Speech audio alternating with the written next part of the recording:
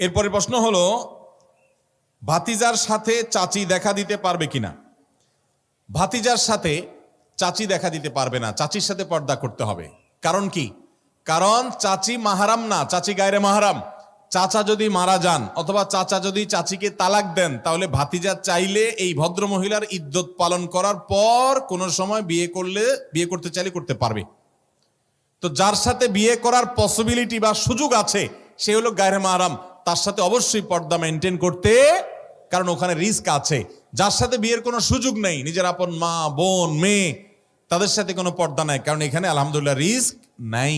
যাকে বিয়ে করার সুযোগ আছে, মনে তাকে নিয়ে বাজে চিন্তা করার আশঙ্কা অনেক বেশি থাকে। এই জন্য চাচির সাথে পর্দা করতে হবে, মামির সাথে পর্দা করতে হবে। এই মানুষগুলোর সাথে আমরা অনেকে পর্দা করি না, ঠিক না ঠিক? অনেক নামাজ কালাম পড়া মানুষও যে চাচির সাথে, মামির সাথে, তারপরে বেইনের সাথে, ওই যে তালতো বোনের সাথে, খালতো বোনের সাথে, মামাতো বোনের সাথে, চাচাতো বোনের সাথে, ফুফাতো বোনের সাথে পর্দা করে না, আছে না নাই? আর এগুলোর মধ্যে বিপদটা সবচেয়ে বেশি হয়। অনেক মা বাপ টেরও পায় না, তলে তলে সন্তান ধ্বংস হয়ে যায়। এই জন্য এই জায়গায় আরো হার্ডলি পর্দা করতে হবে।